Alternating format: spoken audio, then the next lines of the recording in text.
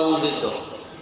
বাংলাদেশের নৌ পরিবহন সেক্টরের ঐতিহ্যকে কাজে লাগিয়ে আন্তর্জাতিক মানের দক্ষ মেরিনার হিসাবে প্রতিষ্ঠিত হয়ে আন্তর্জাতিক নৌ পরিবহন সেক্টরে বাংলাদেশের ভাবমূর্তি আরো সমৃদ্ধি ও বৈদেশিক মুদ্রা অর্জন করে বাংলাদেশের অর্থনৈতিক কাঠামোতে স্থিতিশীলতা আনয়নে শক্ত ভূমিকা পালন করে দেশ ও দেশের জনগণের উন্নয়নের জন্য সদা সচেষ্ট থাকবে বলে আমি আশা করি।